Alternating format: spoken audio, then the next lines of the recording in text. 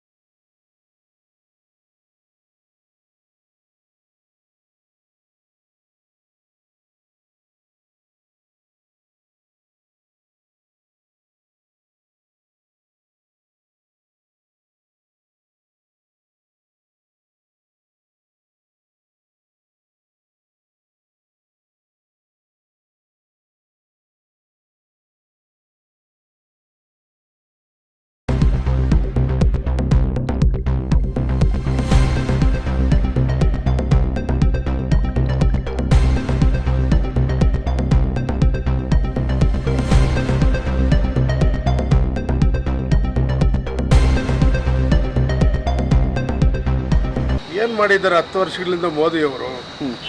ಅವ್ರು ಕೊಟ್ಟ ಆಶ್ವಾಸನೆಗಳು ಏನು ಈಡೇರಿಸಿದ್ದಾರೆ? ಒಂದೂ ಮಾಡಿಲ್ಲ. ಏನು 2 ಕೋಟಿ ಉದ್ಯೋಗ ಕೊಡ್ತೀವಿ ವರ್ಷಕ್ಕೆ ಅಂದರು, 15 ಲಕ್ಷ ಕೊಡ್ತೀವಿ ಒಂದು ಅಕೌಂಟ್ಗೆ ಅಂದರು. ಉದ್ಯೋಗನೂ ಇಲ್ಲ, ದುಡ್ಡು ಇಲ್ಲ. ಅದನ್ನ ಬರೀ ಶೋಕಿ ಮಾಡಿದ್ದು. ಅದನ್ನ 15 ಲಕ್ಷದ ಒಂದು ಸೂಟ್ ಹಾಕಿದ್ದಾನೆ ಹೊರತು ಯಾರ ಅಕೌಂಟ್ಗೂ 15 ಲಕ್ಷ ಅಲ್ಲ, 5 ರೂಪಾಯಿ ಕೂಡ ಬಂದಿಲ್ಲ. ಇದೇ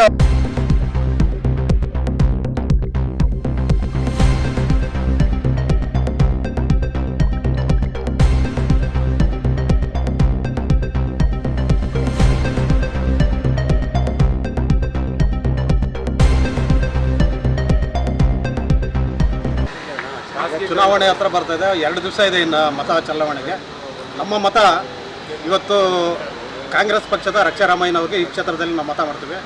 ಹಾಗೆಯೇ ಕೇಂದ್ರದಲ್ಲಿ ಕೂಡ ಕಾಂಗ್ರೆಸ್ ಸರ್ಕಾರ ಬರಬೇಕಂತ ನಾವು ಕೂಡ ಹೋರಾಟನ ಮಾಡ್ತಾ ಇದ್ವಿ. ಕಾರಣ ಏನಪ್ಪ ಅಂತಂದರೆ ಇವತ್ತು ಮೋದಿ 10 ವರ್ಷ ಆಯಿತು, ಯಾವುದೇ ಕೂಡ ಅಭಿವೃದ್ಧಿ ಆಗಲಿ ಸಾಧನೆ ಆಗಲಿ ಏನು ಮಾಡಿಲ್ಲ. ಅವರು ಎಲ್ಲ ಆಸ್ತಿಗಳನ್ನು ಮಾರಾಟ ಮಾಡಿರ್ತಕ್ಕಂಥದ್ದು ಮತ್ತು ಹಿಂದುತ್ವ ಜನರನ್ನು ಯಾಮಾರಿಸ್ತಾ ಇರೋದು ಮತ್ತು ಜಾತಿ ವಿಷಬೀಜ ಬಿತ್ತುವಂಥದ್ದು, ಕೋಮುಗಲಭೆ ಎಬ್ಬಿಸೋದು ಬಿಟ್ಟರೆ ಬೇರೇನು ಕೆಲಸ ಅವ್ರು ಮಾಡಿಲ್ಲ. ಹಾಗಾಗಿ ಕೇಂದ್ರದಲ್ಲಿ ಕಾಂಗ್ರೆಸ್ ಸರ್ಕಾರ ಬರಬೇಕು. ದೇಶದ ಜಾತ್ಯತೀತ ರಾಷ್ಟ್ರದಲ್ಲಿ ಜನರು ಸುಖಿ ಭಾವನ ಇರ್ಬೇಕಂತಂದರೆ ಇವತ್ತು ಕೇಂದ್ರದಲ್ಲಿ ಕಾಂಗ್ರೆಸ್ ಸರ್ಕಾರ ಬರ್ಬೇಕಂತ ನಮ್ಮ ಒತ್ತಾಯ ಇದೆ.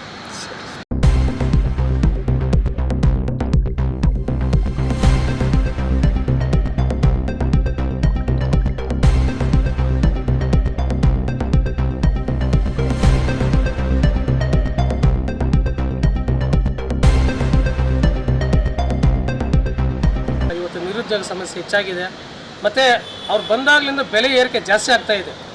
ದಿನನಿತ್ಯ ಬಳಕೆ ವಸ್ತುಗಳು, ಗ್ಯಾಸ್, ಪೆಟ್ರೋಲು ಮುಂತಾದವೆಲ್ಲ ಬೆಲೆ ಏರಿಕೆ ಜಾಸ್ತಿ ಆಗಿದೆ.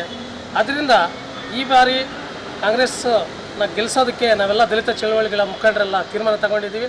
ಅದರಂತೆ ಈ ಚಿಕ್ಕಬಳ್ಳಾಪುರ ಕ್ಷೇತ್ರದಲ್ಲೂ ಕೂಡ ಕಾಂಗ್ರೆಸ್ ಅಭ್ಯರ್ಥಿಯಾಗಿ ನಿಂತಿರುವ ರಕ್ಷಾರಾಮಯ್ಯನವ್ರಿಗೆ ನಾವು ಬೆಂಬಲ ಕೊಟ್ಟು ಅತಿ ಹೆಚ್ಚು ಮತಗಳಿಂದ ಗೆಲ್ಲಿಸ್ತಾ ಇದ್ದೀವಿ ಸರ್.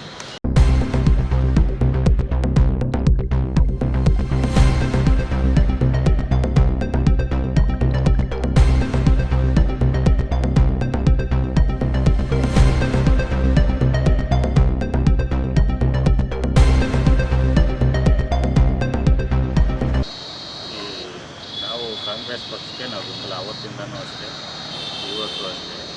ಸುಧಾಕರ್ ಇದ್ದಾಗ 10 ವರ್ಷದಲ್ಲೇ ಅವ್ರಿಗೆ ಮಾಡಿದ್ರೆ ಅವರೇನು ಅವರು ಮಾಡಲಿಲ್ಲ. ನಾವು 1.5 ಕಿಲೋಮೀಟರ್ ರೋಡು ಮಾಡೋಕ್ಕಾಗಿಲ್ಲ ಇಲ್ಲಿಂದ ಚಿಕ್ಕಬಳ್ಳಾಪುರಕ್ಕೆ.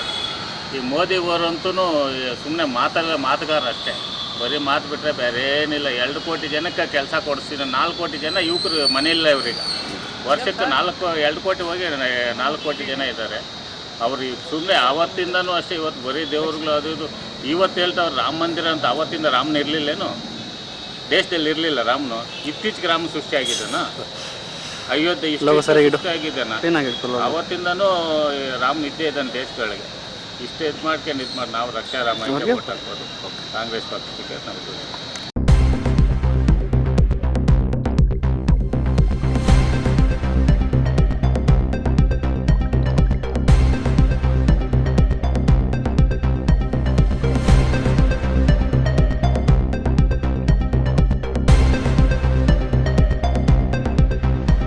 ರಕ್ಷಾರಾಮಯ್ಯಗೆ ನಾವು ಬೆಂಬಲ ಕೊಡ್ತೇವೆ. ಕಾಂಗ್ರೆಸ್ ಪಾರ್ಟ ನಮ್ಮ ಮೊದಲಿಂದ ನಮ್ಮ ಬಡ ಮುಗ್ಗರಿಗೆ ಬಂದಿದ್ದು 5 ಗ್ಯಾರಂಟಿಗಳು ಕೊಟ್ಟಿದ್ದಾರೆ. ಇವತ್ತು ಪ್ರತಿಯೊಂದು ಹಳ್ಳಿಯಲ್ಲಿ ಹೆಂಗಸರು, ಬಡ ಮಕ್ಕಳು, ಬಡ ಹೆಂಗಸರು, ಬಡ ವಿದ್ಯಾರ್ಥಿಗಳು ಪ್ರತಿಯೊಂದು ಕಾಂಗ್ರೆಸ್ ಪಕ್ಷದಿಂದ ನಮಗೆ ಅನುಕೂಲವಾಗೈತೆ. ಅದರಿಂದ ನಮಗೆ ಭಾಳ ಇದರಿಂದ ರಕ್ಷಾರಾಮಯ್ಯನ ನಾವು 3 ಲಕ್ಷ ಲೀಡಲ್ಲಿ ನಾವು ಗೆದ್ದುಕೊಂಡು ಬರ್ತೀವಿ ಅಂದ್ಬಿಟ್ಟು ನಾವು ಈ ಮಾತನ್ನು ನಾನು ಹೇಳ್ತಾ ಇದ್ದೀನಿ. ಅಂಬೇಡ್ಕರ್ ವಾದ.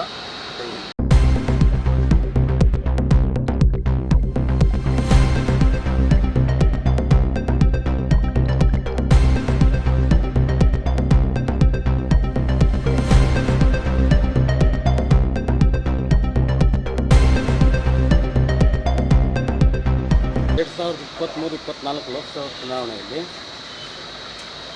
8 ತಿಂಗಳಿಂದ ವಿಧಾನಸಭಾ ಚುನಾವಣೆಯಲ್ಲಿ ಏನು ಗ್ಯಾರಂಟಿ 5 ಗ್ಯಾರಂಟಿ ಕೊಟ್ಟಿತ್ತೋ ಆ ಗ್ಯಾರಂಟಿಯನ್ನು ಕಾಂಗ್ರೆಸ್ ಪಕ್ಷ ನಿರಂತರವಾಗಿ ನಡೆಸ್ಕೊಂಡು ಬರ್ತಾಯಿದೆ. ಅದರಿಂದ ಮಹಿಳೆಯರು ಕೂಡ ನಿರಂತರವಾಗಿ 2,2 ಸಾವಿರ ರೂಪಾಯಿಯನ್ನು ಅಕೌಂಟ್ಗೆ ತಗೊಳ್ತಾ ಇದ್ದಾರೆ. ಗೃಹಲಕ್ಷ್ಮಿ ಯೋಜನೆ ಮತ್ತು ಕೇಂದ್ರ ಸರ್ಕಾರ 8,000 ಒಂದು ಮಹಿಳೆಗೆ ಆಗ್ತೀವಿ ಅಂತೇಳಿ ಆಶ್ವಾಸನ ನೀಡಿದ್ದಾರೆ. 5 ಗ್ಯಾರಂಟಿಗಳನ್ನು ಉದ್ಯೋಗ ಯುವಕನಿಗೆ 1 ಲಕ್ಷ ಇದೇ ವೇತನವನ್ನು ಕೊಡ್ತಾ ಇದ್ದಾರೆ.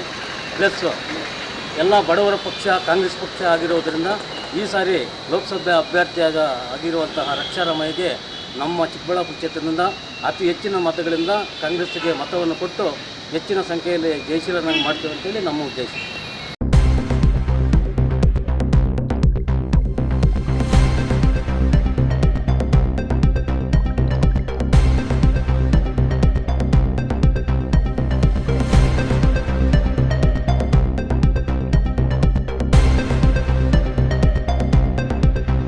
ಕಾಂಗ್ರೆಸ್ ಅಭ್ಯರ್ಥಿಯಾದಂಥ ರಕ್ಷಾರಾಮಯ್ಯಗೆ ನಮ್ಮ ಬೆಂಬಲ ಕೊಡ್ತಾ ಇದ್ದೀನಿ. ಏನಿವತ್ತು ಬೆಲೆ ಏರಿಕೆ ಅನ್ನೋದು ಗಗನಕ್ಕೇರಿದೆ. ಏನು ಇವತ್ತು ಗ್ಯಾಸ್ ಸಿಲಿಂಡರು 420 ರೂಪಾಯಿ ಇತ್ತು ಕಾಂಗ್ರೆಸ್ ಸರ್ಕಾರದಲ್ಲಿ, ಆವಾಗ 200 ರೂಪಾಯಿ ಸಬ್ಸಿಡಿ ಬರ್ತಾಯಿತ್ತು. ಈಗ 1,200 ರೂಪಾಯಿ ಇದೆ. 1 ರೂಪಾಯಿ ನಯ ಪೈಸೆನೂ ಅವ್ರು ಸಬ್ಸಿಡಿ ಕೊಡ್ತಾ ಇಲ್ಲ.